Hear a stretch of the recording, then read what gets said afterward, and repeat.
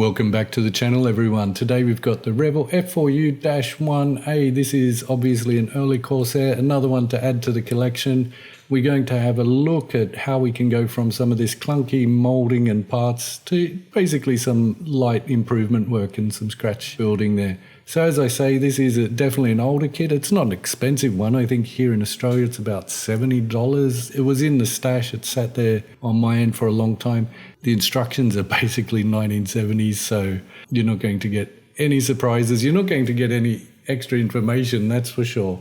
It is what it is. It is raised panel lines. That doesn't mean that you have to instantly discard it. It's just, I think, being aware of what you're getting is really what it comes down to. At least for me, I don't mind so long as there's no surprises.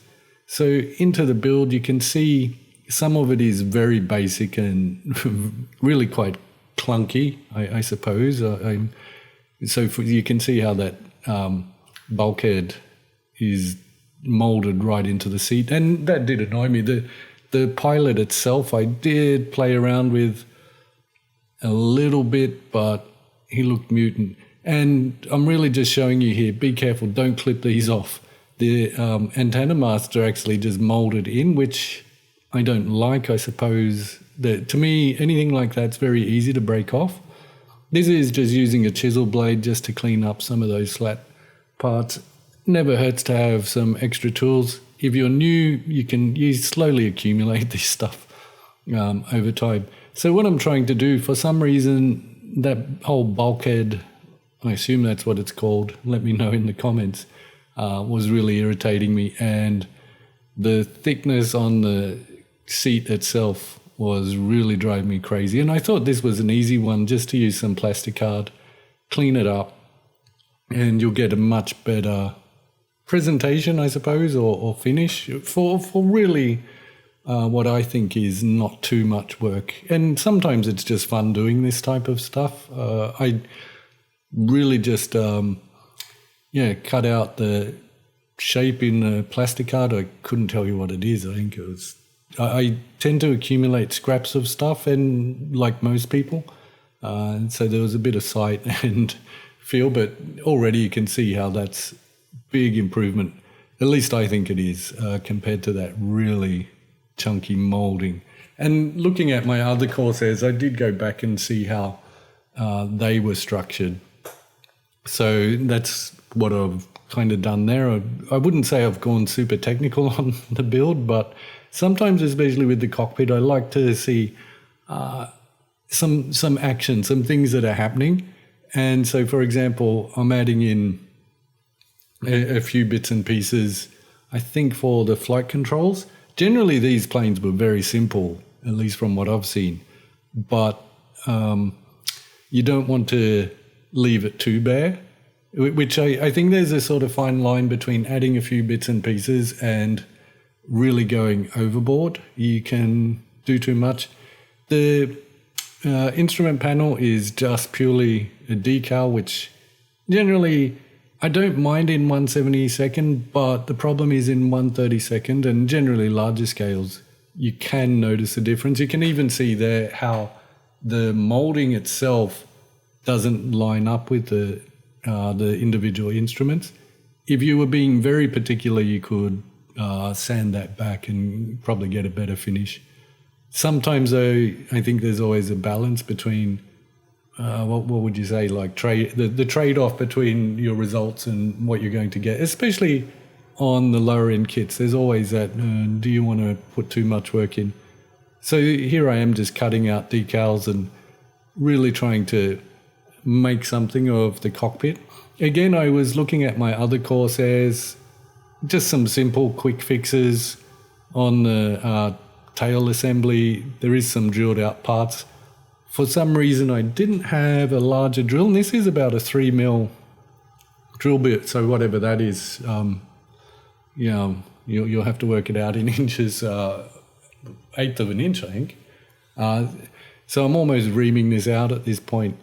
And again, just looking at my probably higher end Corsairs, I thought this was just a little bit of Bling on what really is a kit that was older than me. Yeah, I think that personally, I think this is one of those ones where generally, if they say it's old, I got no issues. And I think Airfix has been really good that way with their classic kits. I forgot the word now, but if people are straight up or companies are straight up, there's no issues. But this is really a 50-plus-year-old kit.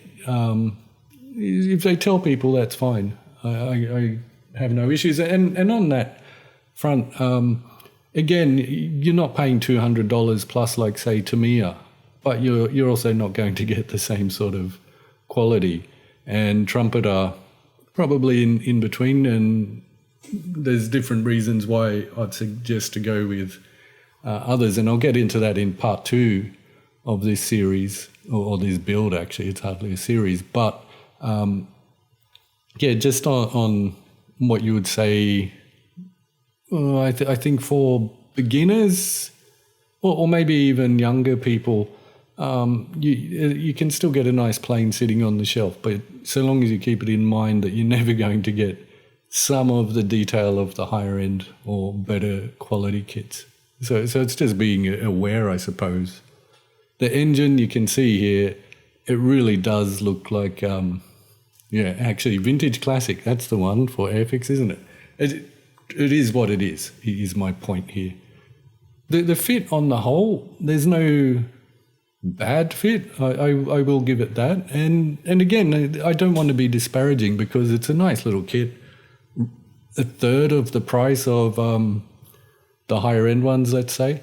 And if you do take your time, you can get something nice that's sitting on the shelf, that's for sure. I think one of the things really what it comes down to is when you're paying the extra money, often what you're paying for is the work being done for you. So, for example, you could spend, at least in Australian money, it can be the same price as the kit just for the 3D printed cockpit panel. So you're going to get really good results, but you're almost paying for that. On the other hand, if you didn't have the money and you wanted to sit there for a few weeks, you could do it that way. So at this point, the fuselage cockpit's really done, and we're coming on to the wings. Corsair wings are pretty cool. Most of you, I assume, are familiar with them.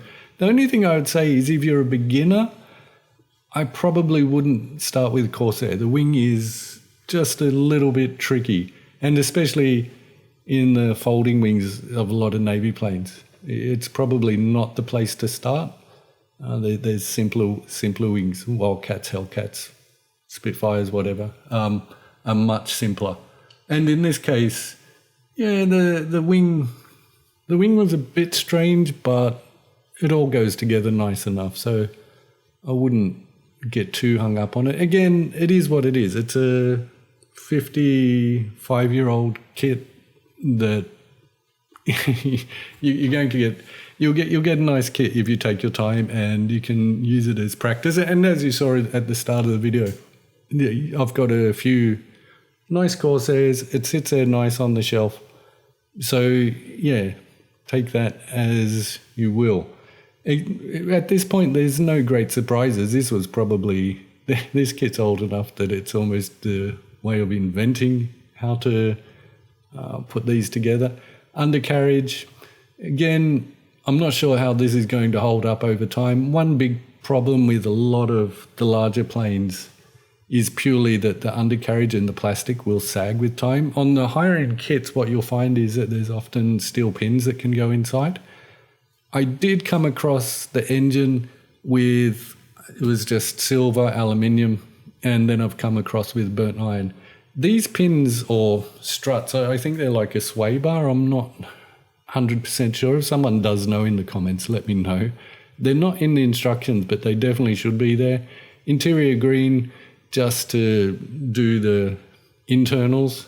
And then the engine itself, I didn't spend a lot of time on. I really didn't see the point. It's going to be hidden away, and it's hardly a super detailed one. If you're wanting to do that type of work, this isn't the kit where you want to show that R2800, the Pratt & Whitney.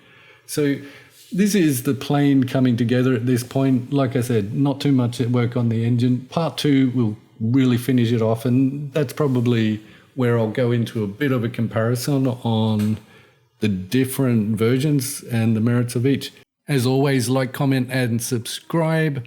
Love hearing from you all, and I'll see you next week for part 2, which will be more on the painting and detailing, getting this finished off, and I'll probably go through some of my other builds on the Corsair. See you then. Thanks again.